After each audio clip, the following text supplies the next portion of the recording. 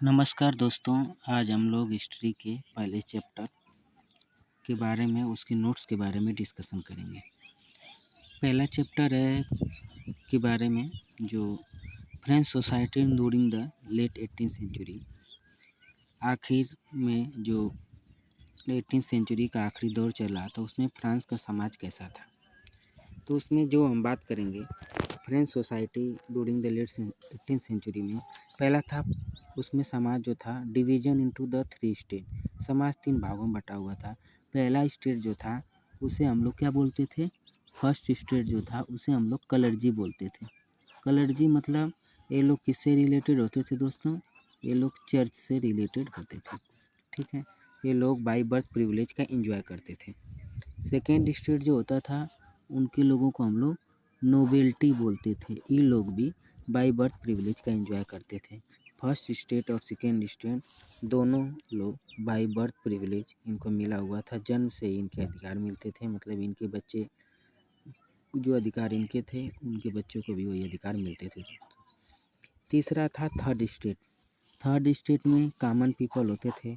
इसमें पीजेंट मतलब फार्मर्स लोग होते थे, आर्टिसियन जैसे वॉच मेकर, शू मेकर और स्मॉल बिजनेसमैन होते थे। जो भी टैक्स लगता था वो इन्हीं को देना पड़ता था, चाहे वो चर्च लगाती थी टैक्स, चाहे वो नोवेल्टी वाले लगाते थे। दोनों टैक्स का वर्डन थर्ड स्टेट को देना पड़ता था। तो हम लोगों ने देखा कि ड्यूरिंग डिवीजन इनटू 3 स्टेट में फ्रेंच सोसाइटी उस समय बटी हुई थी।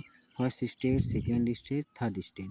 First state clergy, second state nobility, third state common people. Burden of taxes on third state. जो भी टैक्स होता था उसका बर्डन किस पे आता था, ओनली थर्ड स्टेट पे आता था। प्रिविलेज इंजॉय कौन करते थे, फर्स्ट 2 स्टेट। हम लोगों ने बात किया कि जो पहले 2 स्टेट थे, कौन 2 स्टेट, कलर्जी और नोबेल्टी, ये बाई बर्थ प्रिविलेज इंजॉय करते थे। फिर एक टॉपिक है स्ट्रगल टू द सर्वाइव, उसमें सब टॉपिक है। वहाँ पे लोगों को जीने के लिए संघर्ष करना पड़ा। क्यों करना पड़ा, उसमें पहला पॉइंट है economic crisis due to the bad harvest and the rising bread prizes.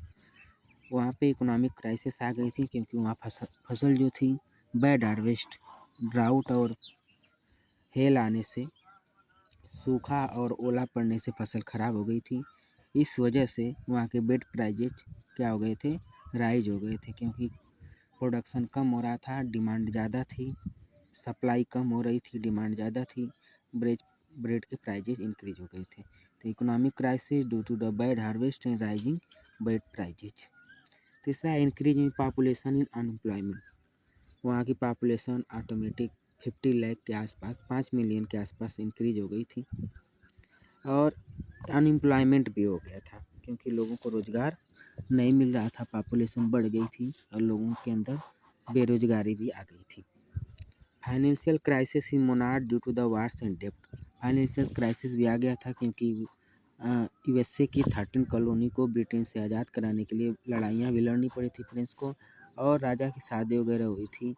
तो और लड़ाई लड़ने में भी जो खर्चा हुआ था उससे फ्रांस ने डेब्ट भी लिया था, कर्ज भी लिया था। तो financial crisis in the monarch due to the wars and डेब्ट, ये था topic struggle to the survive. फिर है growing middle class emerging into the privilege. एक ग्रोइंग मिडिल क्लास निकल के आया, जो एंड ऑफ द प्रिविलेज, जो प्रिविलेज मिला हुआ था उस प्रिविलेज को, जो फर्स्ट स्टेट सेकेंड स्टेट के लोग बाई बर्थ प्रिविलेज को एंजॉय करते थे, उसको ख़त्म करने के लिए इसमें कौन लोग आए, rise to educated middle class, पढ़े लिखे लोग मिडिल क्लास में आए। इसमें मर्चेंट थे जो बाहर ट्रेड करते थे, फॉरेन ट्रेड करते थे, लायर लोग थे और इंटेलेक्चुअल लोग थे जो उनके अंदर थोड़ा ज्ञान बुद्धि था, वो लोग थे। Spread of the enlightenment idea by the philosopher like. कुछ फिलासफर थे जो इलाइनमेंट के आइडिया बता रहे थे, मतलब मोक्ष की प्राप्ति, आज़ाद होने की प्राप्ति की बात कर रहे थे। उसमें एक हैं जॉन लॉक साहब। जॉन लॉक ने कौन सा विचार दिया, नेचुरल राइट्स को। उन्होंने नेचुरल राइट्स की बात किया कि जो लोग हैं उनको नेचुरल राइट्स मिलना चाहिए सभी लोगों को। मतलब जो राइट्स केवल फर्स्ट सेकेंड स्टेट को मिल रहा है वो केवल उनको ही नहीं मिलना चाहिए, वो सब जो भी नेचर के दिए हुए राइट हैं वो सबको मिलना चाहिए। तो जॉन लॉक का जो आइडिया था वो नेचुरल राइट्स का था। एक दूसरे व्यक्ति हैं जॉन जोको रूसो। जोको रूसो ने सोशल कॉन्ट्रैक्ट की बात की थी, जो रिप्रेजेंटेटिव हों और जो लोग हों उनके बीच में कॉन्टैक्ट हो, सोशल कॉन्ट्रैक्ट हो, उसके बारे में बात की थी। फिर एक विचारक हैं मॉन्टेस्क्यू। उन्होंने सेपरेशन ऑफ पावर की बात की थी, क्यों इन्हीं की आइडिया था। जो यूएसए आज़ाद हुआ तो उन्होंने लेजिस्लेचर, एग्जीक्यूटिव और जुडिशरी अपने आप पावर का सेपरेशन कर दिया। तो फ्रांस में भी लोग सोच रहे थे कि पावर का सेपरेशन हो, पावर वन हैंड ना हो, एक हाथ में ना हो, मोनार्क के हाथ में ना हो, अलग अलग बॉडी हो, हॉरिजॉन्टल पावर शेयरिंग हो। लेजिस्लेचर जो वहाँ में एक दला बनाए, एग्जीक्यूटिव जो लॉ को एग्जीक्यूट करे, लागू करे, और जुडिशरी जो चेक करे लॉ को। तो ये मॉन्टेस्क्यू का विचार था। तो ये दोस्तों आप लोगों को कैसा लगा ज़रूर बताइए, कमेंट करिए। अगर ये प्रयास अच्छा लगा हो तो आप इसकी मदद से नोट्स ज़रूर बनाइएगा। जिस तरह हमने नोट्स बनाया इस तरह आप 60 नोट्स बनाएंगे और एनसीईआरटी की बुक पूरी पढ़ेंगे तो आपके दिमाग में 60 नोट्स एग्जाम के समय रिवाइज करने के लिए कम समय में आपको मदद करेगी। थैंक यू दोस्तों, आप सब लोग देखते रहिए मनोज सर ब्लॉग्स। लाइक कीजिए, सब्सक्राइब कीजिए और अपने अधिक से अधिक दोस्तों को भी बताइए, शेयर कीजिए। थैंक यू दोस्तों, थैंक यू सो मच।